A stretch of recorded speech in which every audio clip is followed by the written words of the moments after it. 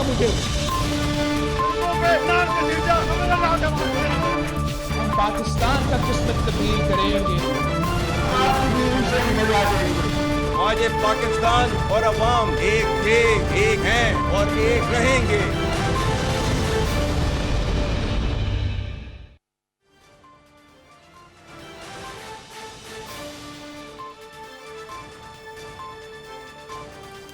जी अस्सलाम वालेकुम। प्रोग्राम में आज सबसे पहले बात करेंगे सबसे अहम तरीन मुद्दे के हवाले से, सबसे अहम तरीन खबर के हवाले से। आज army chief general Syed Asim Munir ने पाकिस्तान के नौजवानों के साथ इंटरेक्ट किया है। उनके साथ एक तवील नशिस्त की है जो कि 2.5 से 3 घंटे तक जारी रही।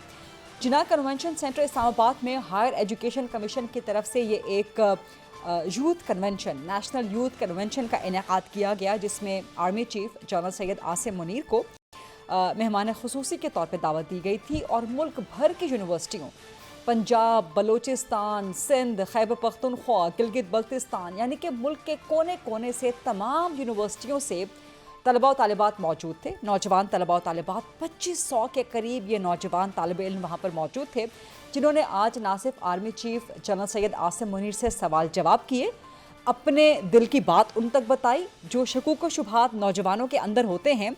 हमारे नौजवानों का बड़ा मसला ये है कि उनके लिए समत का तयन नहीं हो पा रहा।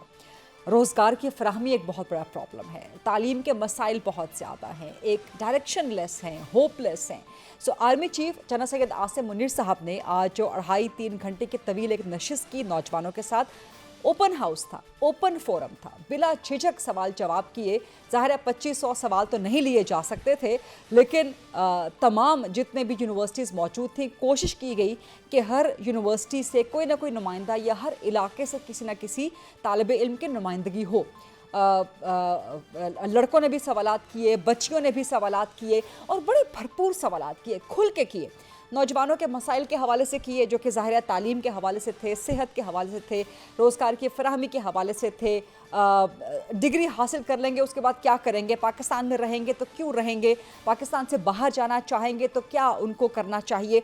तो ये सब सवालात तो army chief general Syed Asim Munir के ओहदे की मैं समझती हूँ कि ये जो इंट्रैक्शन है नौजवानों के साथ, नौजवान कौम के साथ, ये army chief general Syed Asim Munir के ओहदे का इंतहाई कलीदी और इंतहाई अहम सतून साबित होगा। जो उनके इक़दामात में से सर फहरिस्त रहेगा, ऐसे इक़दामात जो कि कौम की बेहतरी के लिए हैं, ये उनमें एक सर फहरिस्त रहेगा ये इक़दाम।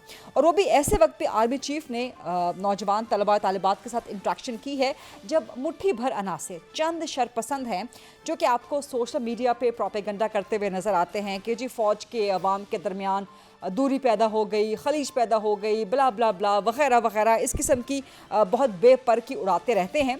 सो army chief general Syed Asim Munir ने इन 2500 नौजवानों के साथ जो पूरे मुल्क से आए हुए थे, इंट्रैक्शन करके और ओपन इंट्रैक्शन करके, एक फ्रैंक कैंडिड इंट्रैक्शन था, साबित कर दिया कि कौम और फ़ौज के दरमियान, कौम और अफवाज पाकिस्तान के दरमियान और ख़ास तौर पे कौम के नौजवानों और अफवाज पाकिस्तान के दरमियान कोई भी दरार किसी भी किस्म की नहीं आ सकती।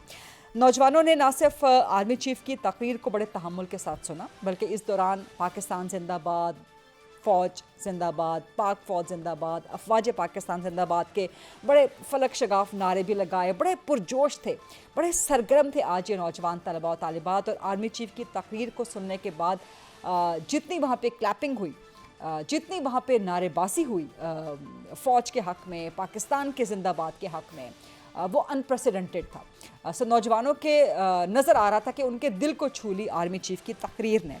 और इन तलबा और तालिबात के लिए आज आर्मी चीफ ना सिर्फ एक रोल मॉडल थे, बल्कि एक रहनुमा भी थे, एक ऐसी बुज़ुर्ग शख्सियत, एक ऐसी फ़ारसी का बुज़ुर्ग शख्सियत जो कि दानिश्वर शख्सियत के तौर पे, जो कि उनकी इस्लाह करने के लिए उनके सामने हाजिर हुआ हो, और एक उस्ताद की मानी थे आज आर्मी चीफ इन सब नौजवान तलबा तालिबात के सामने।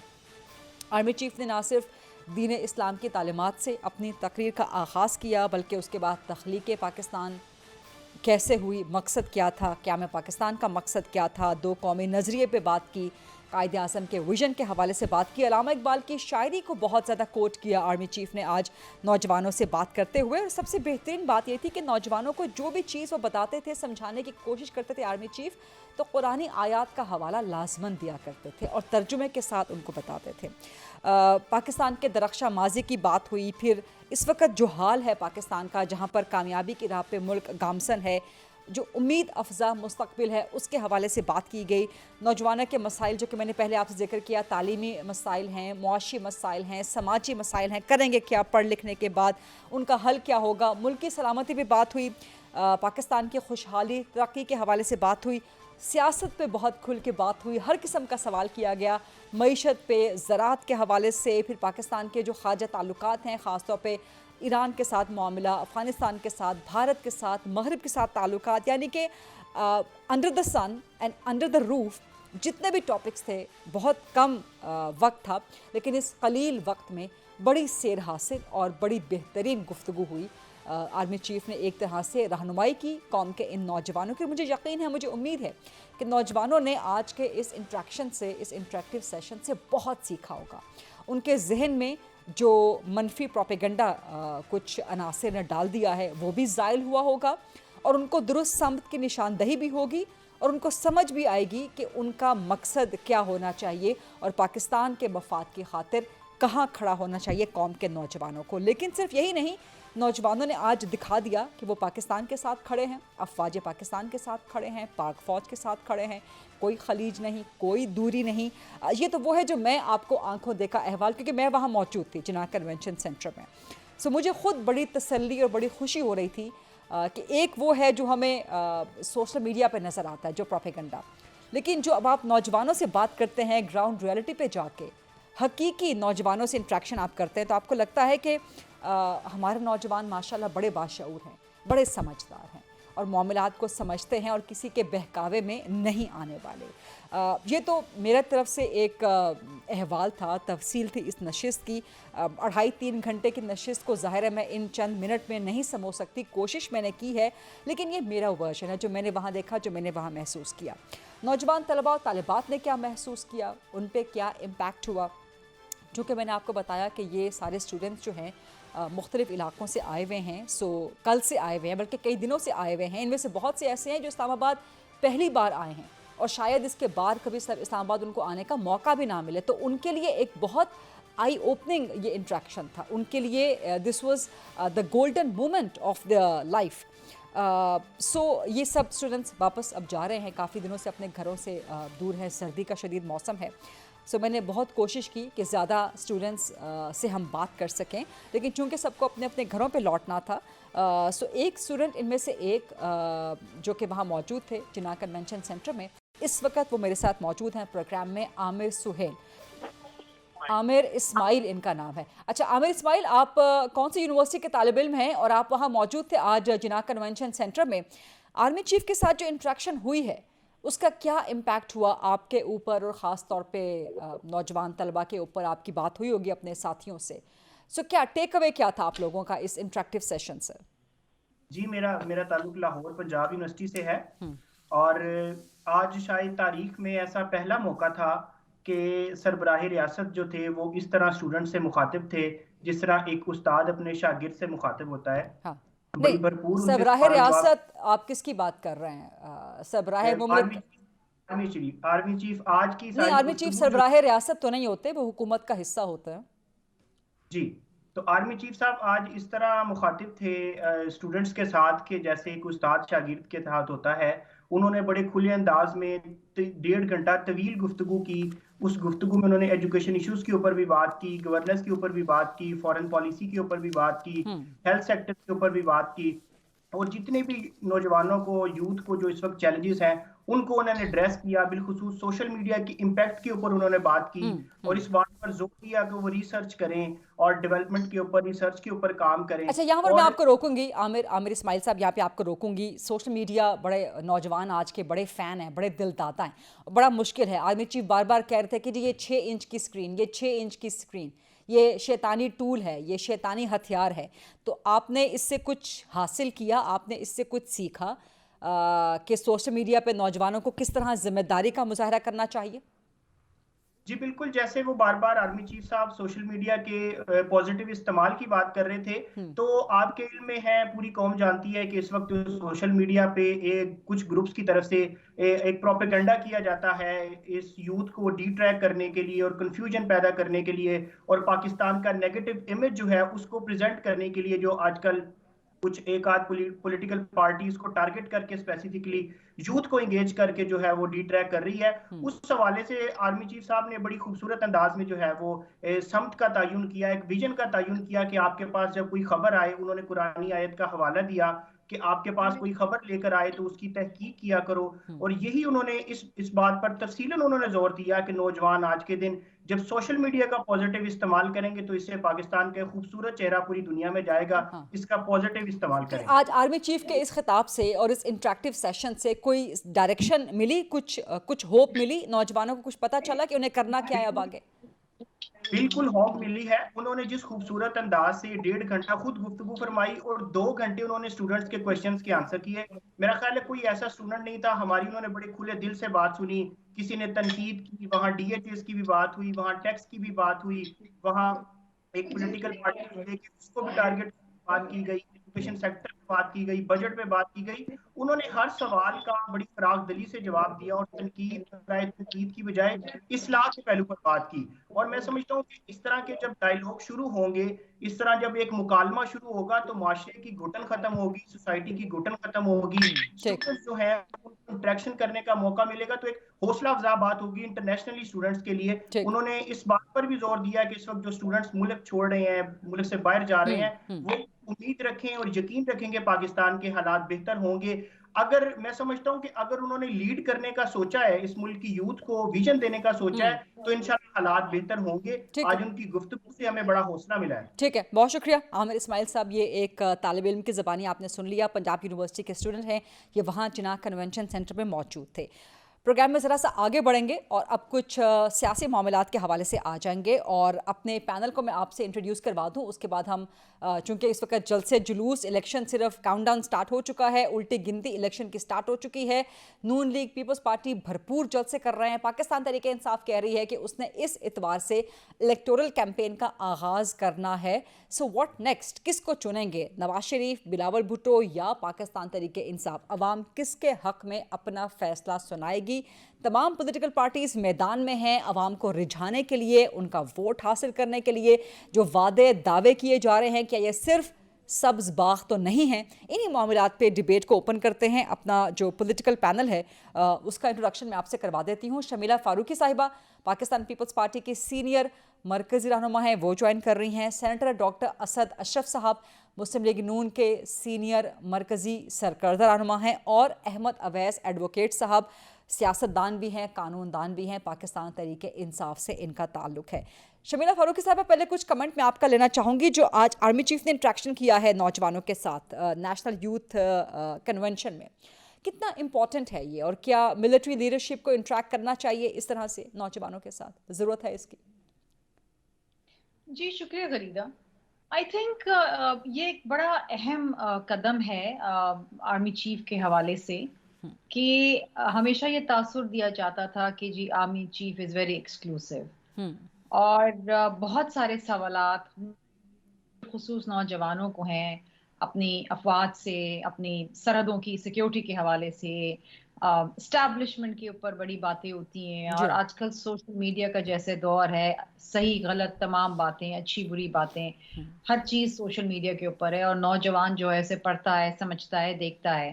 صحیح غلط کیا ہے یہ فیصلہ آف کورس انہوں نے کرنا ہے، لیکن اس کے لیے جس طرح سیاستدان عوام کے سامنے ہوتے ہیں، میں سمجھتی ہوں کہ اگر پاک افواج بھی عوام کے سامنے ہے، اور بہت سارے ایسے جو خدشات بالخصوص نوجوانوں کے ذہنوں میں ہیں، اس کو اگر دور کرنے کے لیے ایک ایز اے ہیومینیٹیرین جیسچر اگر آپ انٹریکٹ کریں تو بہت اچھی بات ہے. And why not? I think یہ ضرور ہونا چاہیے، کسی کو بھی انیکسیسیبل نہیں ہونا چاہیے. جو سوالات پاک افواج کے حوالے سے ہیں وہ بہتر اس کا جواب دے سکتے ہیں. آپ کی سیکیورٹی، انٹرنل سیکیورٹی، آپ کی ایکسٹرنل سیکیورٹی، اور پھر 9 مئی کے واقعات کے بعد Gharida it is very important کہ جو نیگیٹیوٹی ان کے حوالے سے پھیلائی جا رہی تھی قوم کے اندر اور بالخصوص نوجوانوں کو ورگلایا جا رہا تھا اور اپنی افواج کے خلاف کھڑا کیا جا رہا تھا، اس کے حوالے سے آرمی چیف کا سامنے آنا اور تمام جو مختلف یونیورسٹیز کے جو نوجوان ہیں ان کے ساتھ انٹریکٹ کرنا، it's a step in the right direction. اور آئی ایم شیور اس کے بعد جو پرسیپشن، ایک جو انفارچونیٹ پرسیپشن، نیگیٹو پرسیپشن جو میڈیا پہ کریٹ کرنے کی کوشش کی تھی بالخصوص سوشل میڈیا پہ، وہ بہت حد تک دور ہو گیا ہوگا. اینڈ آئی تھنک اس کے انٹریکٹیو سیشن جو ہیں وہ ریگولرلی ہونے چاہیے. احمد اویس صاحب السلام علیکم. سانحہ ہے 9 مئی کی بات ہوئی، شمیلہ فاروقی صاحبہ نے بات کی کہ اس کے بعد زیادہ ضرورت ہے کہ ملٹری لیڈرشپ انٹریکٹ کرے different sections of the society, جس میں ظاہر ہے نوجوانوں کی ایک بڑی کلیدی حیثیت ہے. پاکستان تحریک انصاف کیا کہتی ہے؟ جو ملٹری لیڈرشپ کی انٹریکشن ہوئی ہے، آج آرمی چیف کی ہوئی ہے نوجوانوں کے ساتھ، کل ڈی جی ISI کی ہوئی ہے، اور بڑی زبردست انٹریکشنز ہوئی ہیں، کہیں پر بھی کوئی خلیج، کوئی دراڑ، ذرا سا شائبہ بھی نہیں آیا between the nation and the Pak Fauj. بسم اللہ الرحمن الرحیم. دیکھیے یہ بڑی اچھی بات ہے کہ یہ انٹریکشن تو اداروں کا جو ہے وہ نوجوانوں کے ساتھ اور کامن مین کے ساتھ ہونا چاہیے، اور جتنا بڑھے گا اتنا اس کے درمیان جو خلیج پیدا کی جاتی ہے، ہو جاتی ہے، اور اس کو بریچ کو وائڈن کیا جاتا ہے، پھیلایا جاتا ہے، وہ اس سے جو ہے وہ ایک خود بخود جو ہے دونوں سائڈ سے وہ اس کو اجتناب کریں گے. یہ خلیج کون پیدا کرتا ہے؟ یہ کون ہے شرپسند عناصر؟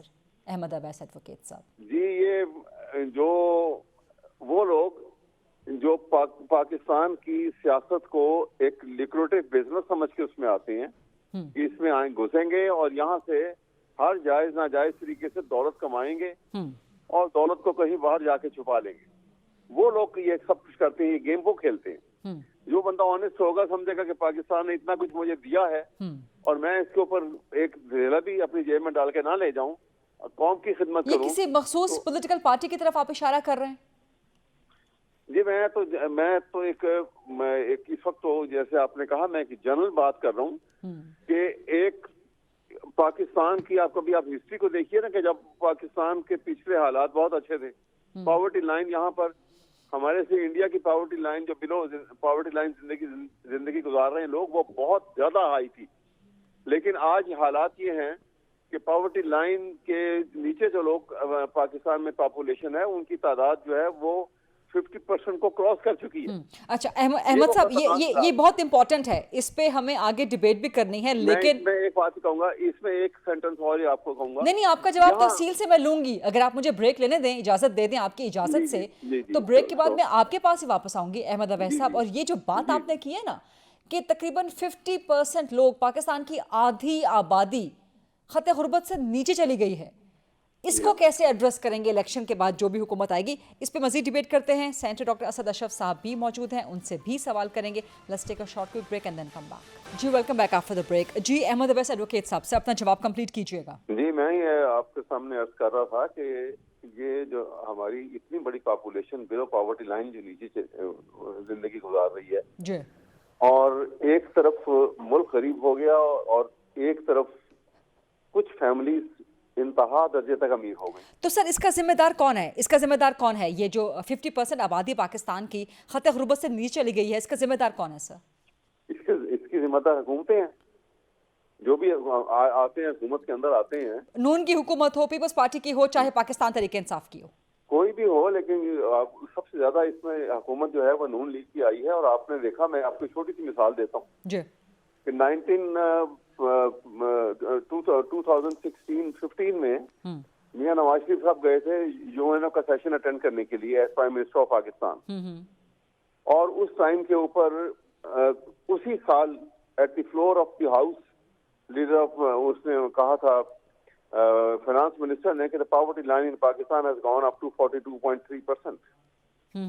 اور آپ کو یہ معلوم ہے کہ یہ جو ہے اتنی بلو پاورٹی لائن کی زندگی کتنی خطرناک ہوتی ہے، کتنی تکلیف دہ ہوتی ہے. جی، کھانے کو نہیں ہوتا، پینے کو پانی نہیں ہوتا، رہنے کو گھر نہیں ہوتا، اور کپڑے پورا جسم ڈھانک نہیں سکتے ہیں، پورا پیٹ کھا نہیں سکتے ہیں، کوئی اسکول کالج یونیورسٹی کسی بچے نے نہیں دیکھی, کسی نے وہ تو لگژری ہو گئی سر, وہ تو لگژری ہو گئی. نہیں دیکھا. اس کے باوجود یہ لوگ ٹیکس دیتے ہیں کیونکہ انڈائریکٹ ٹیکسیشن ہے, ماچی کی ڈبیا خریدیں گے ٹیکس دیں گے.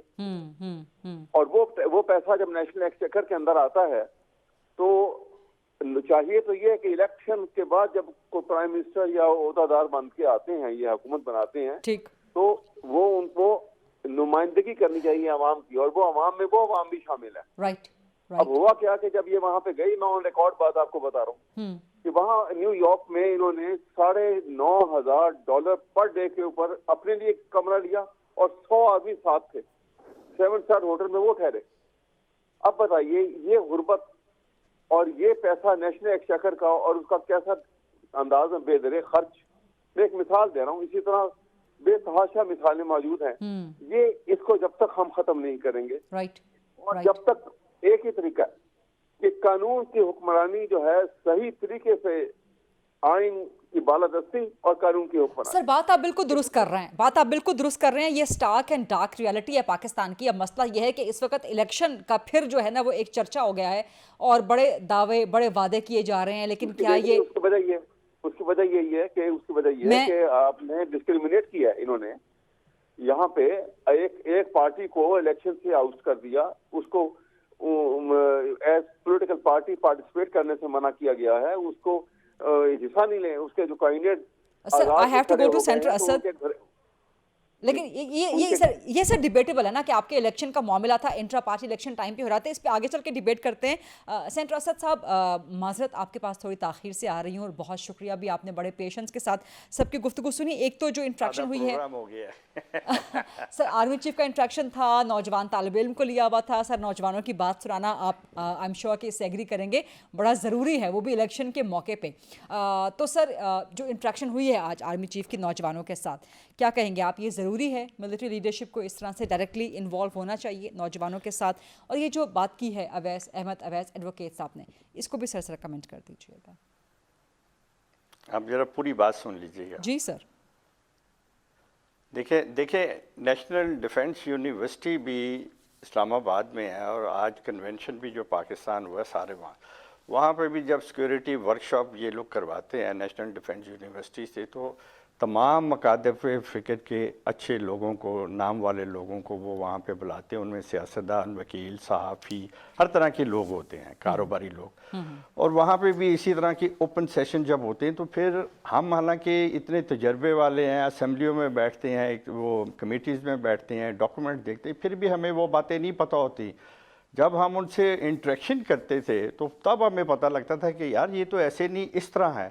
تو یہ ایک بڑی اچھی روایت ہے ادارے کی. میں کہوں گا ریاست کے سربراہ کے طور پہ جیسے اسٹوڈنٹس لیے ہیں, ان کو یہ پتہ ہونا چاہیے کہ وہ ریاست کے نہیں ایک ادارے کے سربراہ ہیں, اور ان کو اس طرح کے انٹریکشن کر کے یہی مس انڈرسٹینڈنگ ہے جو نوجوانوں کے, اور اس طرح یہ 6 انچ کے شیطان نے جو اسکرین ہے. آج بھی آپ دیکھیں نا کہ ان کی اتنی اچھی انٹریکشن ہوئی, انہوں نے تمام جوابات دیے.